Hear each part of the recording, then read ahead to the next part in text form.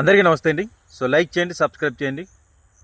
ఏదైతే విజయవాడకి సంబంధించినటువంటి గాదే సాయి కృష్ణ అతను ఇక లేడు అని చెప్పేసి అందరికీ తెలుసు. ఎందుకంటే ముఖ్యమంత్రి చంద్రబాబు నాయుడు గారే ఆయన ఇంటికి పిలిపించుకొని మీకు న్యాయం చేస్తామమ్మా అని చెప్పేసి భరోసా ఇవ్వడం జరిగింది.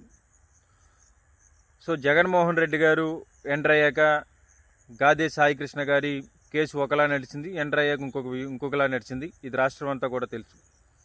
అయితే ఈరోజు సిఏ నాగరాజు గారిని అరెస్ట్ చేయడం, ఆయన్ని రిమాండ్లో రాజమండ్రి సెంట్రల్ జైల్లో పెట్టడం ఇదంతా కూడా జరిగింది.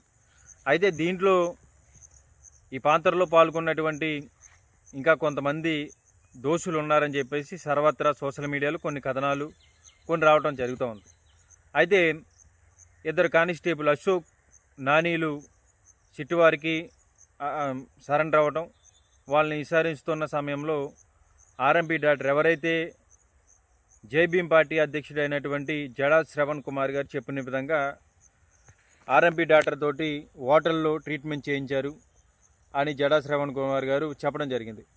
సో దానికి అనుగుణంగానే పోలీస్ స్టేషన్లో నేను వైద్యం చేశానని చెప్పేసి కానిస్టేబుల్ ఆర్ఎంపీ డాక్టర్ చెప్పినట్టుగా కొంతమేరకు సోషల్ మీడియాలో సమాచారం అందుతోంది. అయితే నిజంగా ఏంటంటే ఇక్కడ గాదే సాయి కృష్ణ గారి గురించి ఎన్నడూ లేని విధంగా గత 2 రోజుల నుంచి కూడా కొన్ని ప్రధానమైనటువంటి పత్రికా ఛానల్స్లో అతను ఒక రౌడీ షీటర్, భయంకరమైనటువంటి క్రిమినల్, రాత్రి 9 అవుతే ఆయన ఉంటే ఆ పక్కకు కూడా మహిళలు కానీ చిన్నపిల్లలు కానీ ఎవరు వెళ్ళరు. సో రాత్రి మాటలు రోడ్ల మీద తిరిగి అతను గంజాయి కొడుతూ ఎవరైనా రాత్రి వేళల్లో వెళ్తూ ఉంటే వాళ్ళ దగ్గర డబ్బులు వసూలు చేసి వాళ్ళు మాట్లాడకపోతే బ్లేడ్తో కోసేవాడని చెప్పేసి కొన్ని ప్రధానమైనటువంటి ఛానల్స్లో రాయటం జరిగింది. సో ఇంకా గాదే సాయి కృష్ణ అయితే లేడు. ఎందుకంటే ఇది ఆల్రెడీ ప్రభుత్వం యాక్సెప్ట్ చేసింది.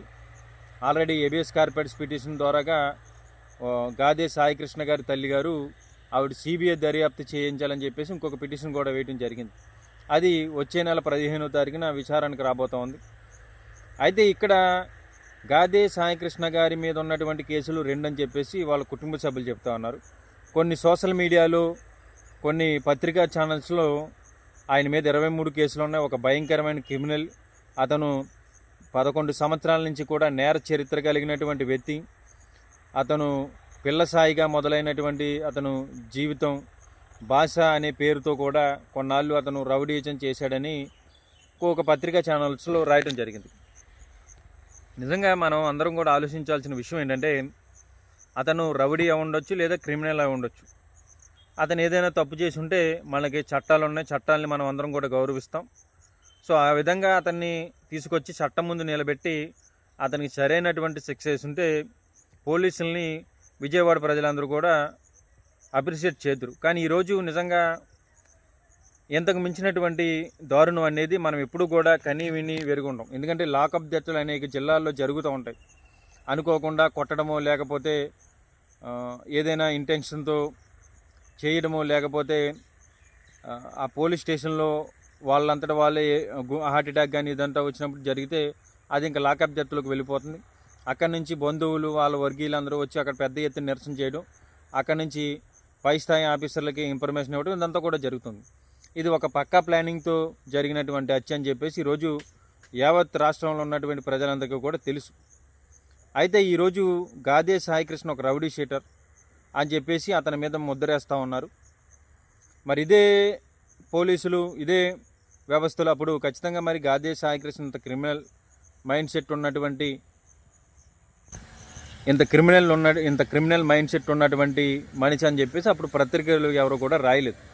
అయితే ఈరోజు ఒక ప్రధానంగా జరుగుతున్నటువంటి చర్చ ఏంటంటే గాదే సాయి కృష్ణ గారి కుటుంబంతో రాజీ కుదుర్చుకొని ఏబిఎస్ కార్పస్ పిటిషన్ ఏదైతే ఉందో దాన్ని వెనక్కి తీసుకోవాలని ఆ కుటుంబాన్ని తెలుగుదేశంలో ఉన్నటువంటి కొంతమంది నాయకులు, అక్కడ ఉన్నటువంటి స్థానికంగా ఉన్నటువంటి నాయకులు రాయబారాలు నలుపుతూ ఉన్నారు.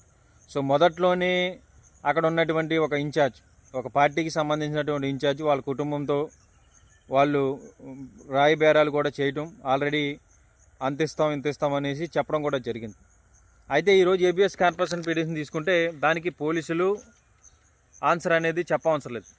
సో దీని మీద సిబిఐ దర్యాప్తు జరిగితేనే అసలు దోషులు ఎవరు, ఇంకా సిఏ నాగరాజుతో పాటు ఈ కానిస్టేబుల్ అలాగే ఆర్ఎంపీ డాక్టర్ ఉన్నారా లేరా, లేకపోతే దీని వెనకాల ఇంకా పెద్ద తలకాయలు ఏమన్నా ఉన్నాయా లేదనే విషయం అయితే తెలుస్తుందని చెప్పేసి వైఎస్ఆర్ కాంగ్రెస్ పార్టీ అయితే బలంగా డిమాండ్ చేస్తూ ఉన్నారు.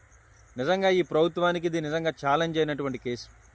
నిజంగా ప్రభుత్వం పారదర్శకంగా వ్యవహరించి ఎవరైతే దోషులు ఎంత పెద్దవాళ్ళు ఉన్నప్పటికీ